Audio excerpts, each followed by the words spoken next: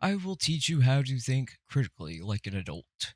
One of the problems with AI isn't just that a lot of people using it stopped critically thinking. The same can be said for anti AI, as most arguments against AI don't use critical thinking, rational, logical, or ethical analysis of arguments versus AI without resorting into pure bias and emotional opinions that reveal a hatred for the disabled and equality. So, corporation versus user. One of the distinctions never made is the difference between what a corporation uses AI for versus a user or disabled user. The problem here is flattening corporate use as if it applies to the people using GPT at home. It doesn't. The first step is arguing domain. Corporation versus user. This changes the foundational format of the argument and results in less bias and discrimination versus a disabled user.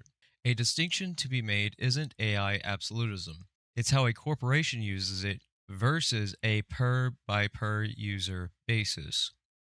Critical thinking framework. Before evaluating any AI claim, ask: is the claim factual or emotional? Is evidence provided? Is the evidence current? Not that necessarily outdated evidence can't be correct, as many studies from the 80s are still hold up to today's standards. Does the conclusion follow from the evidence? Is the argument about corporations or users? Is the argument legal, ethical, economic, or emotional? None of those are the same category. Does the argument account for disabled people? Would the same standard be applied to humans? Here are some common anti AI fallacies. Genetic fallacy. AI made it, therefore it's bad. The origin of something does not determine its quality. Hasty generalization. Some AI art is bad, therefore all AI art is bad. A subset does not define the whole category. This is a distinction between the quality of what's being produced. Just like how not every AI art can either be original, creative, and interesting, or visually aesthetically appealing, just as the opposite can be true for human art. A lot of human art isn't that good. Quality is not determined by who created or what created it. Confirmation bias. Only noticing bad AI outputs while ignoring successful ones. Double standards. Humans may learn from others. AI may not learn from others. The standards applied are inconsistent. Accessibility erasure. Ignoring disabled users when discussing restrictions. This is one of the most important sections because it shifts discussion from abstract ideology to real world consequences. AI is theft. Important nuance. Ethics are not copyright. A lot of people merge legal arguments, emotional arguments, labor concerns, anti corporate concerns, copyright law into one category called stealing. But these are all separate issues and categories. Someone can reasonably argue AI harms artists economically, corporations exploit creators, consent should be required, without proving copyright theft occurred. Those are different claims. What is theft? In the landmark case Authors Guild versus Hathi Trust 2014, authors sued a digital library repository for scanning millions of copyrighted books without permission. The same thing is done in the Internet Archive and libraries. The U.S. Court of Appeals ruled that creating a searchable database and providing full digital access to those works in formats accessible to patrons with print and learning disabilities was a transformative fair use. Disability accessibility is fair use.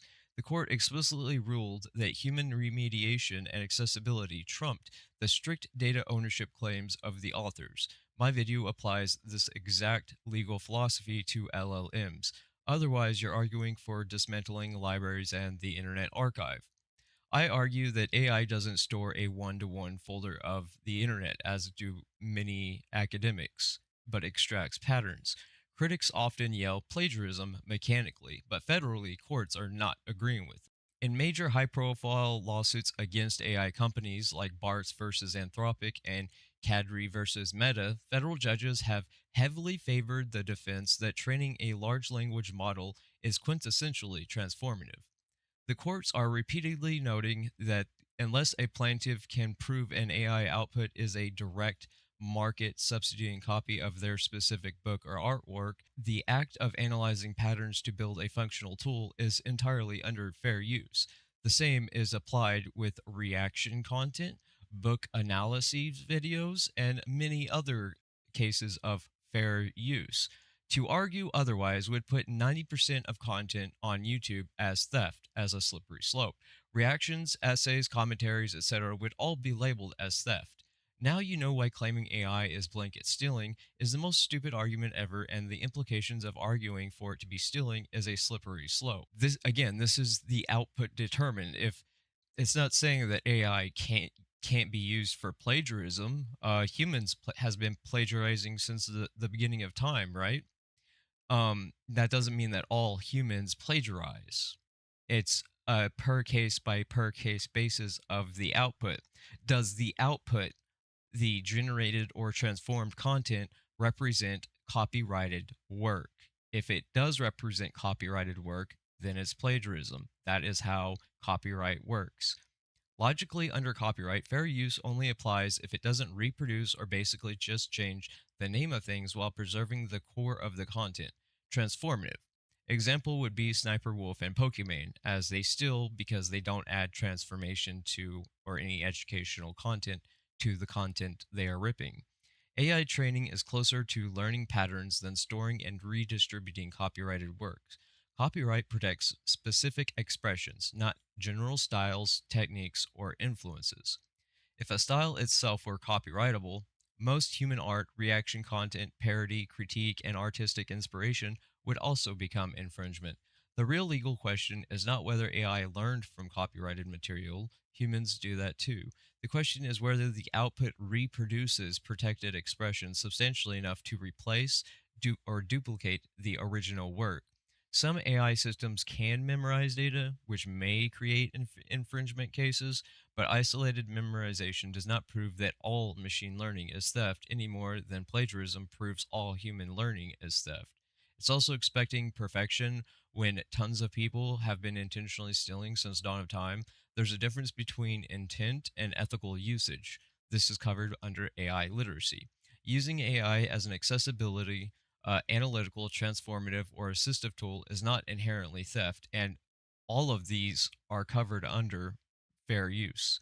And banning or stigmatizing AI categorically can disproportionately harm disabled people who rely on cognitive, physical, communicative, or executive function assistance. Water waste. Check out the description for the links below. AI uses roughly under 1% compared to animal agriculture, depending on what numbers you compare. AI uses water, that's true, but compared to animal agriculture, it's not even close. If your ethics begin and end at yelling AI wastes water while funding one of the largest water consuming systems on Earth, that is not environmentalism, that is bias with a recycling logo. AI contributes real water use, but not remotely as much as agriculture or animal agriculture. Best current scale. US data centers direct cooling water in 2023, about 17 billion gallons. Amazon data centers in 2025, about 2.5 billion gallons globally. Google data centers 2024 reported around 8.1 billion gallons in some analyses. Texas data centers 2024 estimate 25 to 49 billion gallons, potentially rising much higher by 2030. The important distinction is AI is not zero impact. Data centers can seriously strain local water systems, especially in dry regions or towns with weak infrastructure. But nationally and globally, AI water use is still tiny compared with total water use, especially in agriculture. Ars Technical's recent finding is basically even trillions of gallons from data centers would still be a drop in the bucket compared to overall water use, though local impacts can be severe. AI isn't slop. That's bias. AI art is slop. How do you know? Because AI made it. So quality doesn't matter. No, AI equals slops. Then, by all that logic, all human art is slop too. You judge the creator before seeing the work. If one bad AI image means all AI art is slop, then one bad human drawing means all human art is slop. That is obviously irrational and not true. But AI makes bad stuff. Humans make bad stuff too. Millions of terrible drawings, millions of terrible songs, millions of terrible movies. Quality isn't determined by who made it, quality is determined by the final result. Judge the output, not the tool. Otherwise, you're not evaluating art, you're evaluating your own bias.